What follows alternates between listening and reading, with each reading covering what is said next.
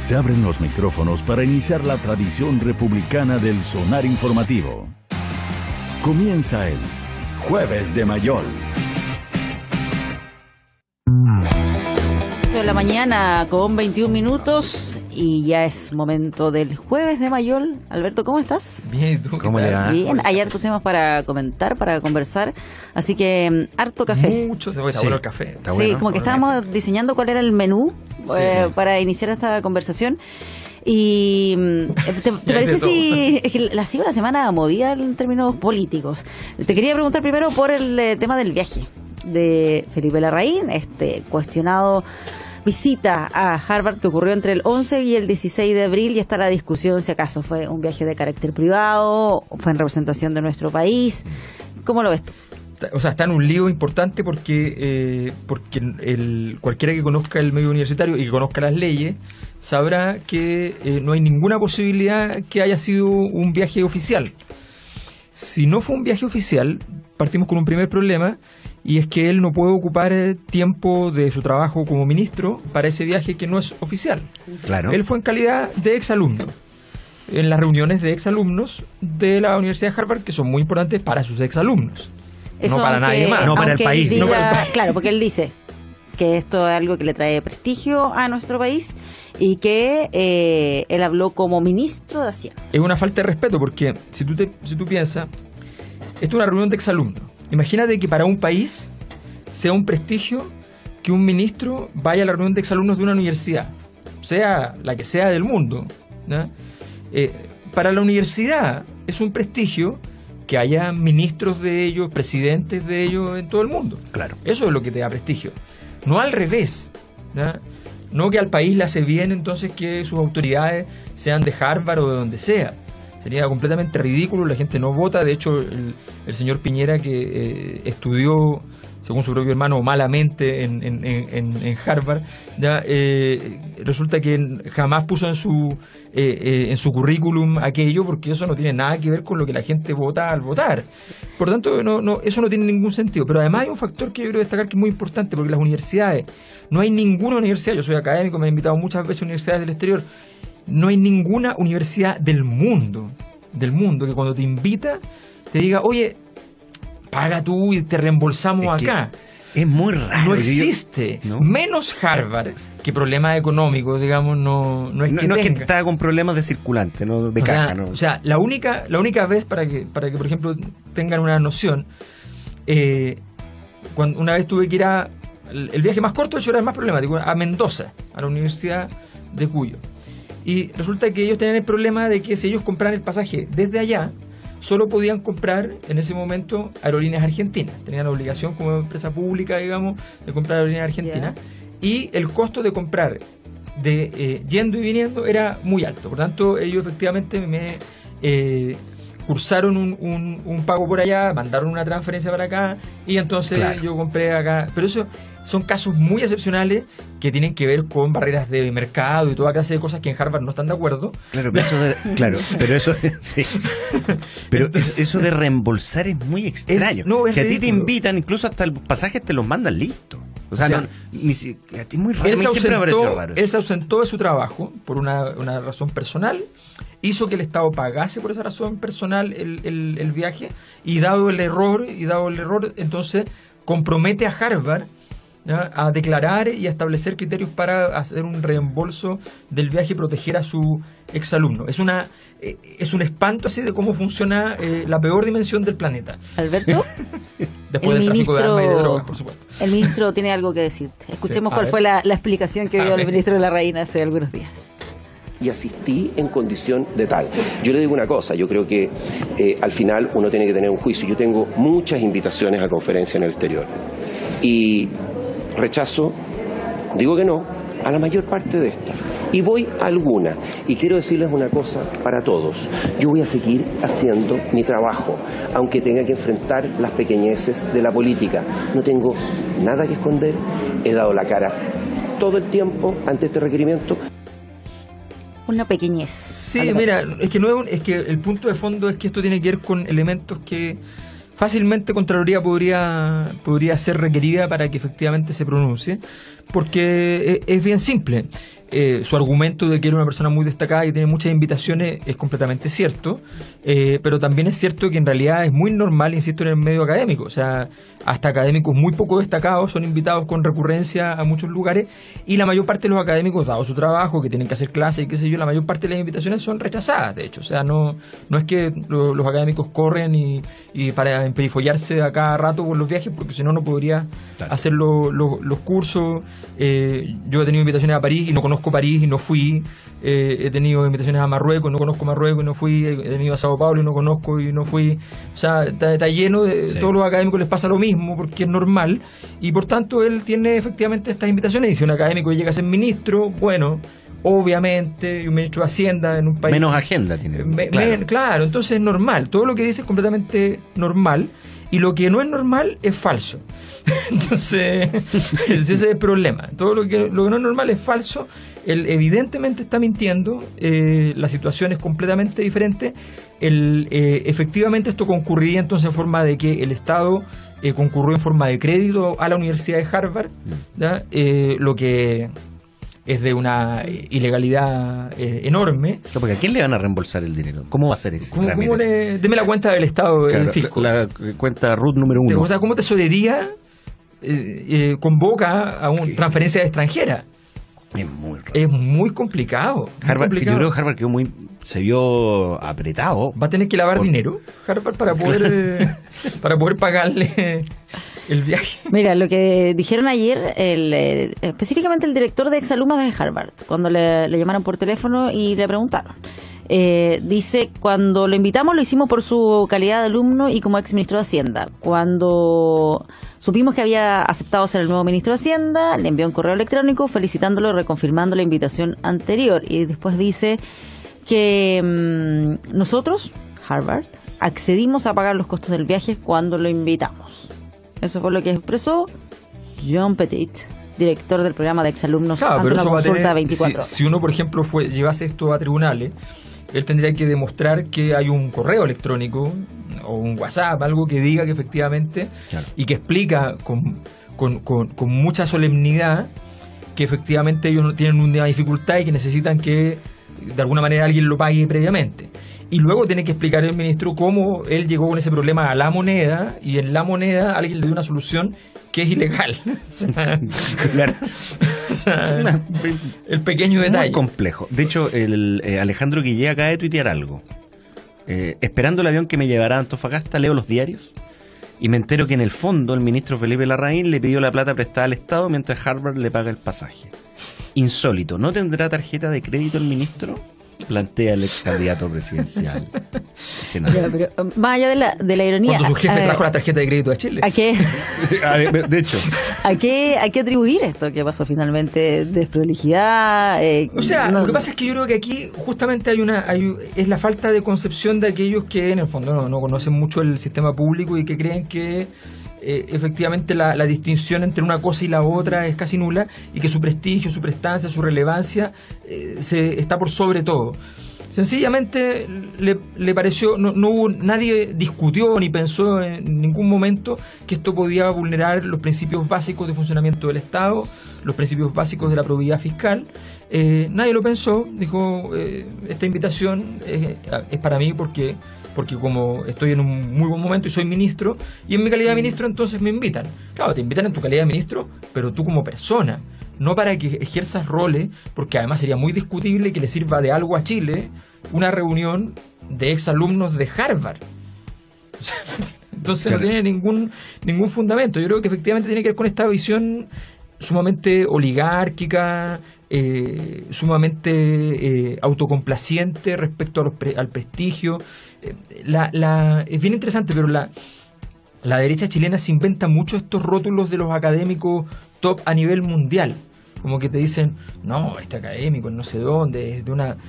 Y tú de repente tienes la suerte de conocer a gente que trabaja en ese mismo lugar y no lo conocen, o te dicen, no, sí, hace unos cursos de no sé qué cosa, y como sí, lo he visto en la sala de profesores, y no hay nada. Y viceversa, tú tienes académicos, voy a poner un ejemplo, que que es un académico de Cambridge que es chileno, que es Gabriel Palma, que es súper citado a nivel mundial, un economista increíble, que tiene índices, qué sé yo, sobre desigualdad que llevan su nombre, que tiene una serie de investigaciones de altísimo nivel.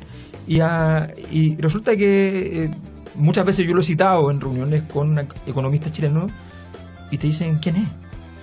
Entonces, un académico chileno que es profesor de Cambridge. Entonces, no me suena, no creo, no, o sea, como no pertenece a un círculo. porque el tipo, claro, el tipo es de izquierda, o sea, eso es todo. Un economista de izquierda, entonces no pertenece al lote y no trota en la maratón de Nueva York, o sea, no pertenece, en sociología le llamamos a eso al hábitus, o sea, al conjunto de conductas y disposiciones que están asociadas a tu posición en la sociedad. No es un igual. No es un igual. Si se pusiera a trotar... Sí. Yo troto, pero no en Nueva York, en Santiago, pero yo no soy economista. En la calle en Nueva York, ¿no? No te alcanza ni para eso. Trota en Santiago para ir a Nueva York. Claro, y no soy economista, o sea, tampoco soy un igual. No eres un igual. Claramente. No a ningún círculo importante, no. El círculo de sonar informativo. Es el más importante. Oye, pero mirando así lo que ha sido la semana completa para el gobierno, a ver, partió con todos estos coletazos del tema del nepotismo, por la renuncia del hijo de Andrés Chadwick, también de su señora, los cargos que tenían en el gobierno. Después apareció esto del viaje de Felipe Larraín, pero también la reunión de Hernán Larraín cuando era senador con el fiscal Abbott para tratar el tema de Iván Moreira. Otro tema que ha pasado de repente ahí medio colado por todas las otras discusiones que han estado en el centro del debate, y ahora se suma esto último que cuestiona al ministro de Salud con la resolución de Contraloría. Claro, lo que pasa es que, a ver, el tema del nepotismo, yo debo decir que igual el gobierno, dentro de todo, a pesar de que el tema apareció y pasó bastante colado porque no se entró a los detalles, porque los detalles eran mucho peores. Porque la renuncia del hijo de Chadwick se produce cuando le informan, además, que en realidad no le van a poder pagar lo que le habían asignado, ¿ya? O sea, que además había una impugnación de Contraloría y que en esa impugnación de Contraloría se establecía que, dado que no tenía título profesional, reiterémoslo, ¿ya? Dado que no tenía título profesional, yo no tengo nada contra que gente en el sistema público pueda trabajar sin título profesional. Son ellos los que sistemáticamente dicen que alguien no tiene los currículos, la expertise técnica y toda clase de cosas para decir que no pueden trabajar. Ese es su discurso, su propio discurso, ¿ya?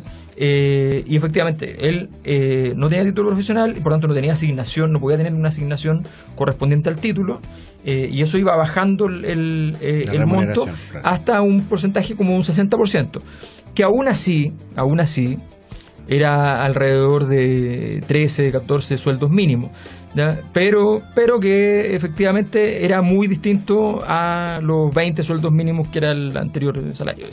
Entonces en esas condiciones también se produce estas renuncias, que efectivamente lograron simplemente ocurrir sin que se les abriera la llave, porque eso es lo complicado cuando hay las renuncias, que de repente se abre la llave y empiezan a caer más y más.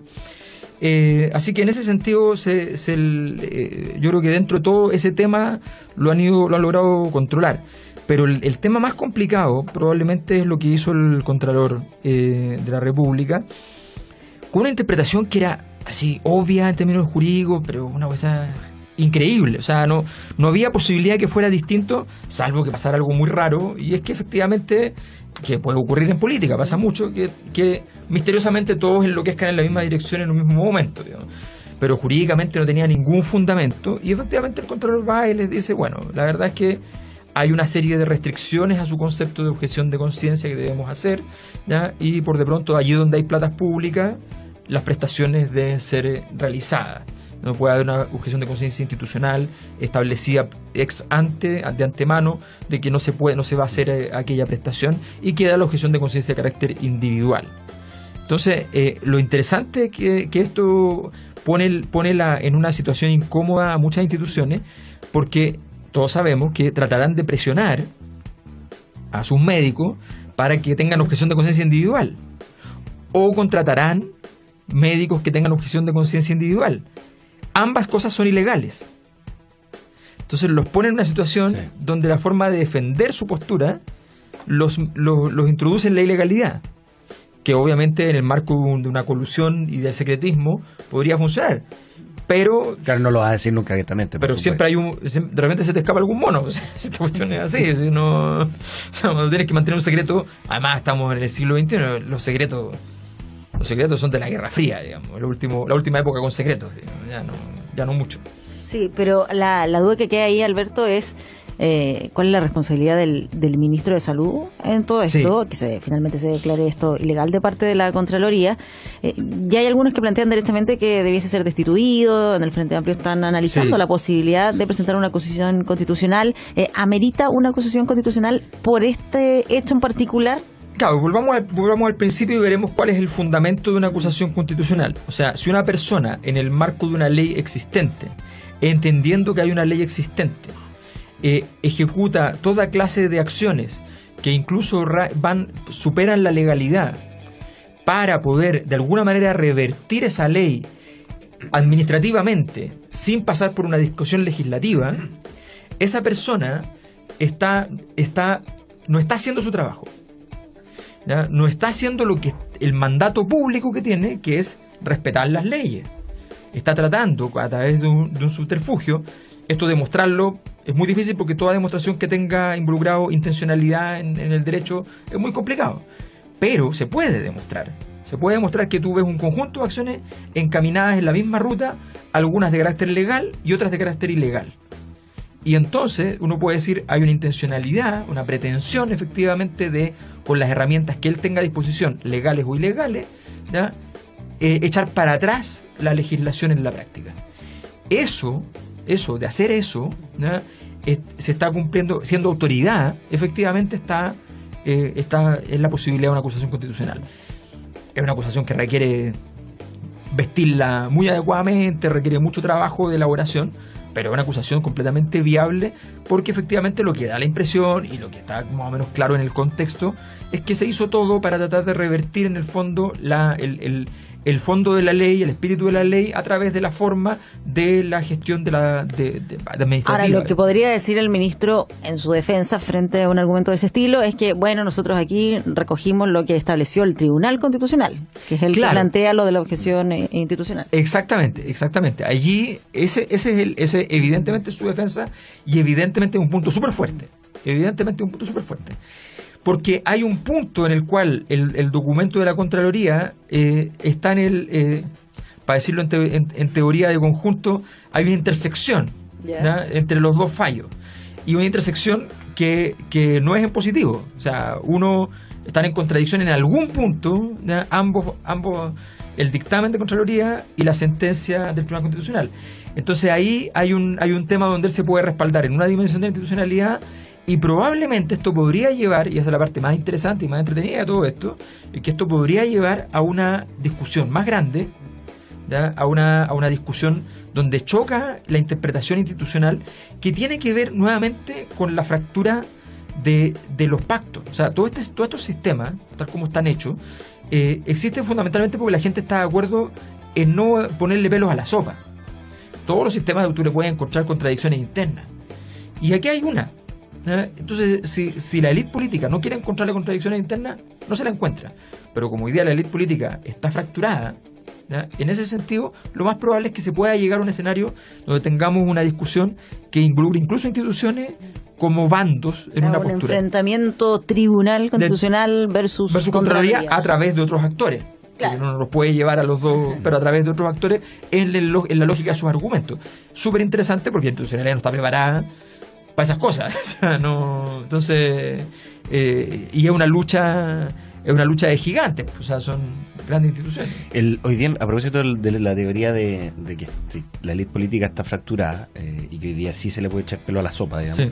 Yo creo que hoy día lo que más se está haciendo es justamente echarle pelo a la sopa, digamos. En el fondo esa es la teoría que está pasando con todo esto, porque además, cuando tú decías que el discurso, por ejemplo, en el caso del hijo de Chadwick, el discurso de tener a los mejores con currículum, etcétera, y resulta que él no tenía título universitario, puede hacer podemos hacer un paralelo con lo del ministro Larraín, que él lo que más habló fue de austeridad, y termina con su discurso al revés. Es como están viviendo unas contradicciones muy severas. Y es que ese es un punto súper importante, porque en general las crisis de los actores políticos están siempre en el centro de su discurso.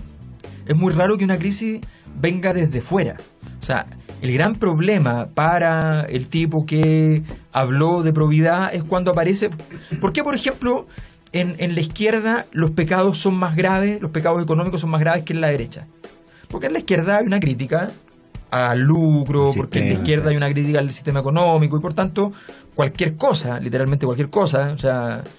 a mí hay gente que me dice, ¿y por qué tus libros se venden y no se regalan? ¿Ya? Entonces, como, ya, ¿cómo te lo explico, digamos? O sea, ya, o sea, no, entonces, claro, porque, argumento como en la época de las cavernas. Claro, pero en el fondo tiene que ver con esto de que tú le exiges que el discurso se cumpla irrestrictamente.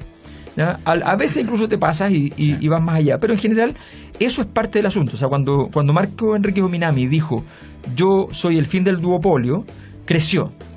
Y cuando él se le vio con SQM más el avión, ¿ya?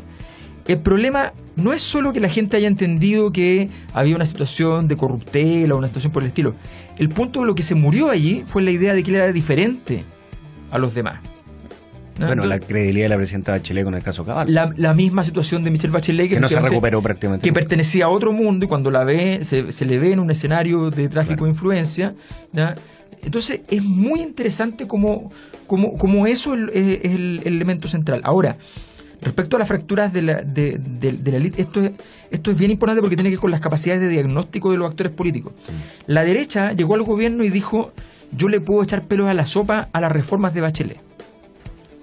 Lo que la derecha no entiende es que lo que está hoy día en fractura no es la obra de Bachelet, no es toda la transición. Por lo tanto, tú cuando le echas pelos a la sopa a la obra de Bachelet, también te estás disparando en el pie, porque estás poniéndole pelos a la sopa a todo el sistema. Entonces, la derecha, que llegó con un discurso que era falso de acuerdos, ¿ya? Que era objetivamente el más razonable, ¿ya? Desde el punto de vista de ellos, no... yo siempre he estado muy crítico de la democracia de los acuerdos, pero desde el punto de vista de ellos era el más razonable, pero ellos mismos lo desentienden porque lo que quieren es revertir el proceso de reforma. Y ese proceso de reforma fue un proceso de reformas que podríamos denominar sistémico, o sea, en favor de la continuidad del mismo orden. Y por tanto a ellos les convenía. Y les convenía que además no lo hicieran ellos, que lo hicieran otros, porque si lo hacían ellos, quedaban mal, quedaban como retrocediendo. Entonces ellos se quedaban tranquilos. Fíjense lo siguiente, Pinochet no revirtió la ley de nacionalización del cobre. Pinochet no revirtió la reforma agraria. Lo que hizo fue, con mecanismos muy colaterales, volverlas inútiles. Pero no mandó esa ley a una revisión en Contraloría, nunca los tocó. Dijo, ese territorio sagrado, ¿ya? No se toca. Entonces, esa falta de prolijidad política es la que está viviendo el gobierno, y ahí es donde está débil. Si al frente tuviera algo, media cosa, ¿no? Estaría en problema, pero al frente de momento no hay nada. Y se mete en un problema político gigantesco el gobierno con esta actuación del ministro de Salud. Sí, pues, sí, ¿no? Sí. Con esos dos ministros que quedan en una posición muy compleja, ya habiendo ministros que vienen... Y además el ministro de Hacienda, por una parte, que es como un símbolo. O sea, piensa que los gobiernos y el ministro de Salud y más educación, que ya venía con problemas, se te empieza a armar un escenario mucho más debilitado para... Se está analizando además una interpelación al ministro Hernán Larraín. Además está el tema de Hernán Larraín, que efectivamente con el tema de las reuniones con Abbott es sumamente delicado, que además involucra al mismo Abbott, deja a Abbott en una posición... lo que pasa es que para Abbott, esos son los errores políticos. Cuando tú dices, bueno, nosotros no le vamos a dar, le vamos a negar el pan y la sal al fiscal Gajardo adentro del sistema. Si el tipo afuera está libre, o sea, el tipo afuera, claro, ya no calcularon eso. Ya tiene más estatura, sí, que cualquier fiscal nacional, es más conocido, tiene más reconocimiento, tiene reconocimiento ético, que es una cosa que en el mundo casi no existe, ¿ya? Es una rareza. Y resulta que le dices no, que se vaya, ¿ya? Y lo dejas con la posibilidad de enfrentar directo al fiscal nacional. Él no podría enfrentar directo al fiscal nacional estando dentro. Y ahora lo puede sacar de paseo, literalmente, cachetada para allá, cachetada para acá y listo. Y todavía, claro. Todavía no sabe cómo reaccionar. Pero si él no tiene nada que ver con nosotros. O sea.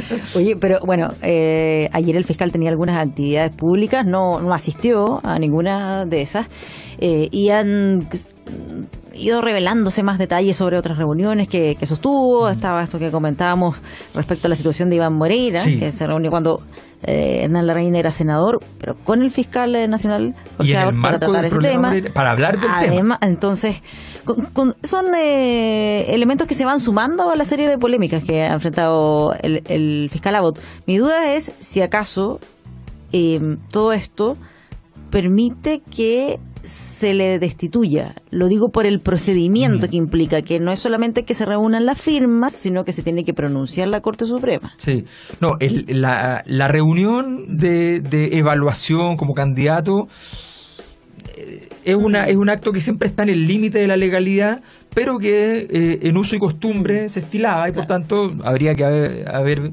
condenado todo para atrás y el sistema jamás va a hacer algo al respecto. Lo de Moreira es muy diferente. O sea, ahí tenemos una situación ya mucho más crítica porque alguien interesado en el caso de un partido político pide una reunión, va a verlo en el marco de esa problemática, buscando una negociación con la Fiscalía que está por fuera del sistema. Eso es por completo ilegal. Peor que lo que él denuncia, que se filtran los casos. Peor que cualquier cosa, porque eso tiene que ver con la interferencia en el proceso. O sea, una cosa tan grave como esa para efectos jurídicos. Y además, la violación de la fe pública, que es una cosa tan grave para un cargo público, y además la desigualdad ante la ley, que es tan importante como principio rector del Estado de Derecho. O sea, es un desastre.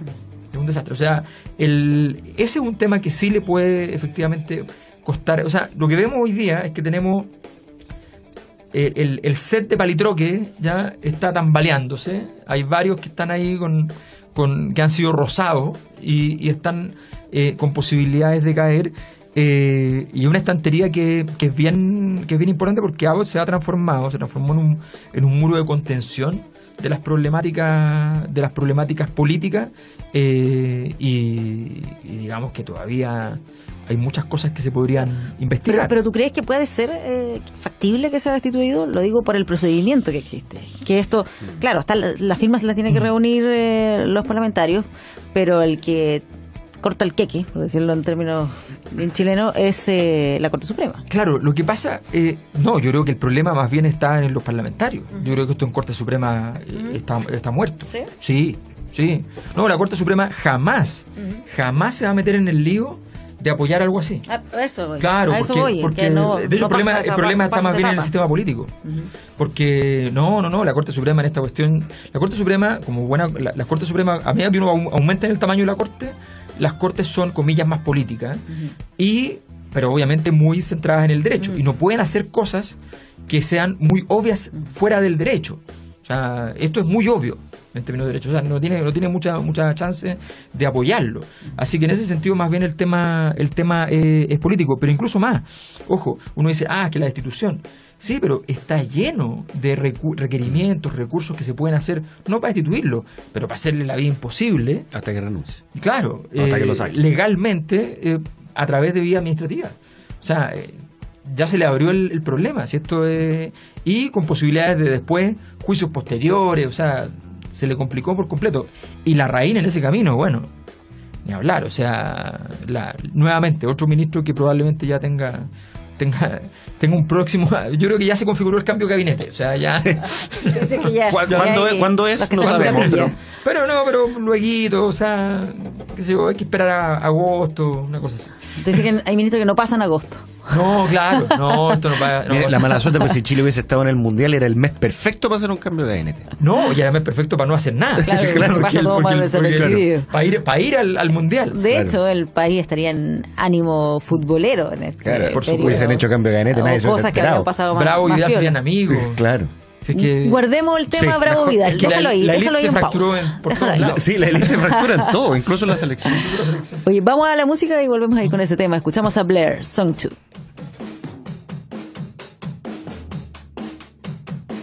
Los deportes llegan al Sonar Informativo. Lo comenta Ignacio Pérez Tuesta. Informaciones futboleras, deportivas, declaraciones varias, junto a Ignacio Pérez Tuesta y Alberto Mayor. Sí, ya, es muy parecido, es como una línea, es una línea del mismo procedimiento que estamos... También cayeron, mira, es la línea como ministros, obispos, ¿ya? Y seleccionados. Claro, todo lo que están cayendo. Una línea conductual. Y con una diferencia de todo esto que estamos hablando, creo yo, que no sé qué te parece, Alberto, Patricia, lo que ha marcado el liderazgo del profesor Rueda. Yo lo encuentro notable. Tremendo. Eso yo no lo veo, porque incluso, yo te diría que desde la época de Bielsa, porque Sampaoli se manejaba con los jugadores. Sí. Pizzi nunca no planteó hacía declaraciones Pizzi no, políticamente incorrectas. Claro. Pizzi confiaba en la especie humana. Que era su principal defecto y su gran virtud. Claro. Pero un tipo fantástico, maravilloso. Yo sería feliz amigo de él, o sea, no... Sí. Pero no lo contratarías como No, yo creo que fue un buen técnico. Lo que pasa es que efectivamente hay camarines en los cuales un técnico así no puede nomás. O sea, se lo vuelven inmanejable. Bueno, claro. Y el profesor Rueda, que uno lo veía, uno dice, claro que colombiano, se ve simpático y todo, pero, y de hecho Arturo Salá, una de las razones por las que lo contrata, por el tema que imponía disciplina, etcétera, y todos los que habían sido dirigidos por él decían y dicen, él no deja pasar ninguna, claro. Pero ninguna, en serio. Y uno lo ve afable, colombiano, tipo que habla bien, y claro, Reinaldo Rueda, que el estilo Salá también, que era un tipo muy amable con los jugadores y le hacen una y se acabó. Es amable, que no se confunde con libertinaje, que siempre, porque Salá tiene un carácter importante. Tremendo. Don Arturo se ve simpático. El café cargado era... Es bravo. Arturo Salá es bravo. Bueno, Manuel Pellegrini en el mismo caso. También, sí. Son de la misma línea. Y Reinaldo Rueda, la entrevista que ha dado varias entrevistas, pero la de ayer en Mercurio fue muy interesante, a propósito de lo de Vidal. Cuando le preguntan Vidal o Bravo, él dice Vidal. Y después dice, yo no tengo por qué llamar a Bravo si yo ya lo... O sea, puso inmediatamente, lo cortó. O sea, y Bravo, que además Charles Arangui ya había dicho, lamenté mucho que no estuviera Claudio. Sí. Bravo quedó además para la opinión pública muy en entredicho con esto. No, claro. Y fíjate que es curioso, porque Vidal es el que ha cometido muchos errores, sí. El Ferrari, Bravo el hijo pródigo. Bravo, claro, es la misma parábola. Sí, Bravo el que hace todo bien, con siempre Bravo que fotos con la su familia. Y Bravo es el que está quedando muy mal en esta pasada, y está quedando solo. Porque ya ayer tuvo que salir a contestar y dijo, yo nunca he renunciado, estoy esperando casi que me nominen, querido profesor. Ahora, pero eso habla también de un camarín jodido, porque Rueda tuvo que elegir entre el cabrón y el borracho. Claro. O sea, un camarín difícil. Dicho en teoría, en francés del medioevo. Sí. En la suma teológica están esas dos categorías. Pero efectivamente tuvo que elegir entre dos liderazgos que son complejos, porque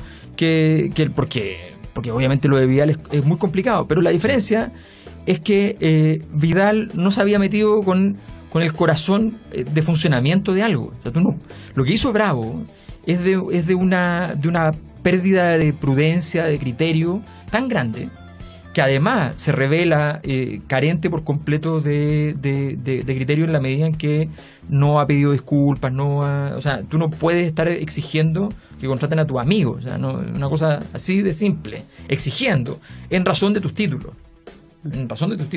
Y Bravo que yo creyó que haciendo porque fue un berrinche, sí, de no ir a la selección y además simbólico, primera vez que se iban a juntar después de la eliminación del Mundial, o sea, de las clasificatorias, y él no va, pierde mucho terreno. Yo no sé cómo Bravo, que es un tipo que es bastante calculador en general en todo lo que hace, hizo esto. Pero ¿sabes qué? Mira, yo creo que ahí hay una cosa que tiene que ver con todos los seleccionados, que es una cosa bien interesante, a mi juicio, un poquito más de fondo.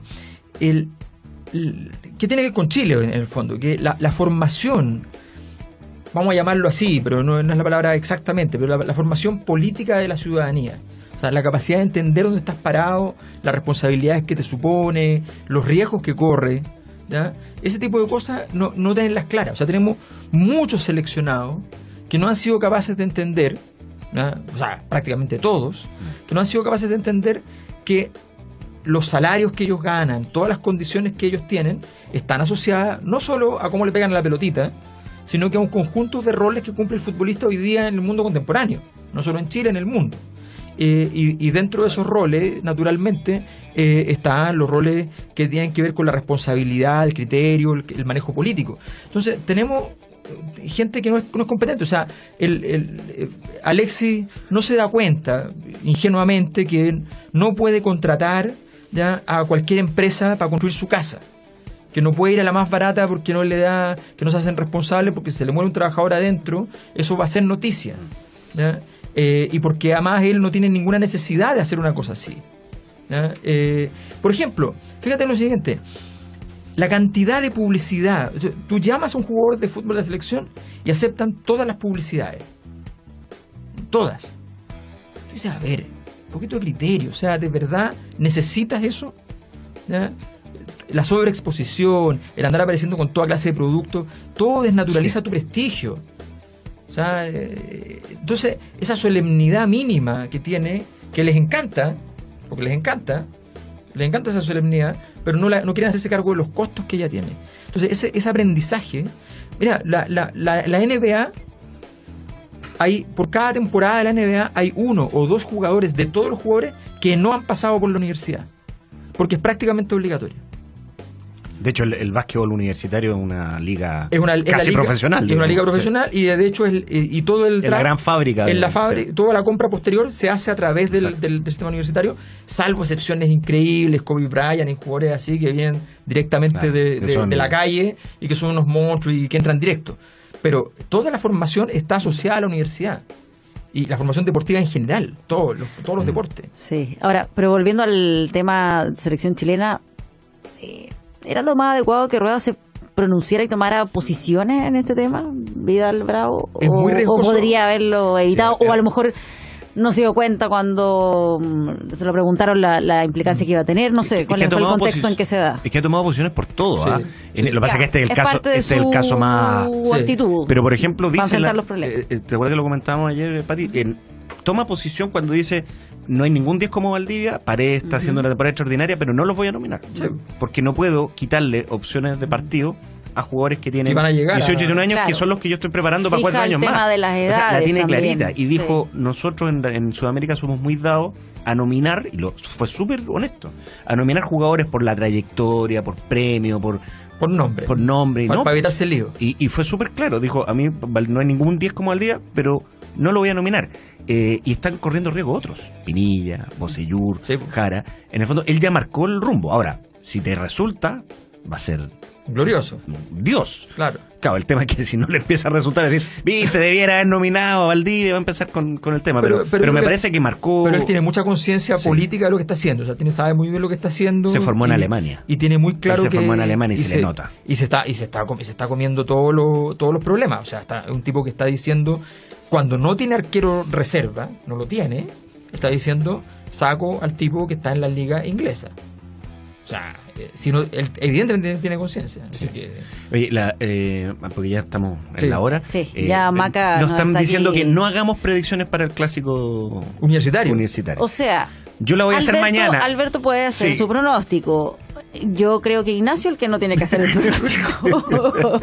Yo lo voy a hacer mañana. Pero, Alberto, ¿cómo ves lo que se va a venir ahí? Mira, hasta en los peores momentos de la U, ¿ya? Un clásico con la Católica es una cosa que es manejable, que es administrable, y esperando toda la ayuda correspondiente de aquellos que administran justicia también, ¿ya? En razón de motivos de interés general para el torneo, ¿ya? Yo creo que efectivamente la U puede ganar, y un 2-1, una cosa prudente.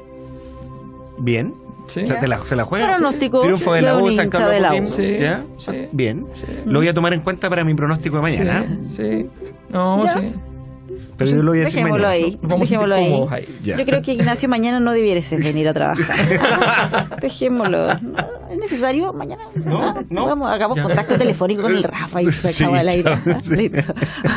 ¿El Rafa se fue a Uruguay? Sí, pero volverá. Después de esto voy a apelar a mi objeción de conciencia. Yo voy a apelar a mi objeción de conciencia. No, mañana vengo sola. Ya. Gracias, Alberto, por acompañarnos. Muchas gracias, nos vemos.